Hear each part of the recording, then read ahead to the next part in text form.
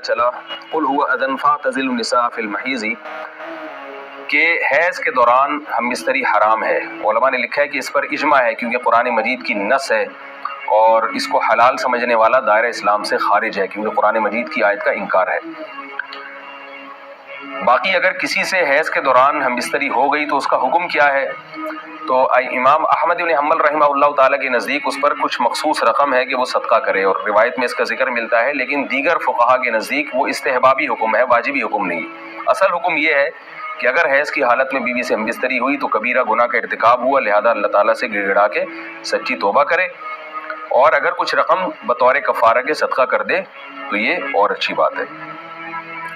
دوسرے ہمیں ایک بات یہ بھی پتہ چلی کہ اسلام طہارت اور صفائی کا مذہب ہے، کیونکہ ایام حیض میں عورت کو خون آتا ہے تو اللہ تعالیٰ نے اس دوران ہم بستری سے منع کیوں کیا اس کی وجہ بیان کر دی. اس میں گندگی ہے، تو اللہ تعالیٰ معاشرے میں پاکیزگی چاہتے ہیں، طہارت چاہتے ہیں، اور صالح معاشرہ چاہتے ہیں کہ میرے بندے ایک صالح معاشرے کی تشکیل دیں.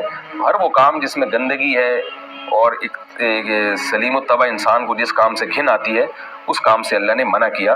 اس سے یعنی اسلام کے اس حکم کی رعایت ہمیں دوسری چیزوں میں بھی کرنی چاہیے. صرف یہیں گندگی نہیں، ہمیں گندگی اور بھی بہت ساری چیزوں میں نظر آتی ہے لیکن ہم اس سے اوائڈ نہیں کرتے. تو اپنے گھروں کو صاف رکھنا، اپنے جسم کو پاک صاف رکھنا، اپنے گلی محلوں کو پاک صاف رکھنا، یہ بھی اسلام کا مزاج ہے جو ہمیں اس آیت سے سمجھ میں آ رہا ہے. یعنی اللہ تعالیٰ طہارت کو پسند کرتے ہیں، جیسے کہ آگے صاف لفظوں میں فرمایا ان اللہ یحب التوابین، اللہ توبہ کرنے والوں کو، وہ یحب المتطہرین، اور خوب پاک صاف رہنے والوں کو پسند کرتے ہیں. تو متطہر جو ہے نا یہ مبالغے کا صیغہ ہے، تطہر سے نکلا ہے. کیا مطلب؟ بہت زیادہ طہارت کا اہتمام رکھنا، بہت زیادہ صفائی کا اہتمام رکھنا. ان لوگوں سے اللہ تعالیٰ محبت کرتے ہیں. تو اس میں رب بھی ہے. تواب کہتے ہیں گناہ سے توبہ کرنے والا، اور تطہر کہتے ہیں ظاہری نجاست سے اپنے آپ کو پاک کرنے والا. تو گناہ ایک باطنی گندگی ہے، اس باطنی گندگی سے طہارت کو توبہ کہا جاتا ہے، اور تطہر ایک ظاہری گندگی ہے، اس سے طہارت کو تطہر یا مطہر کہا جاتا ہے.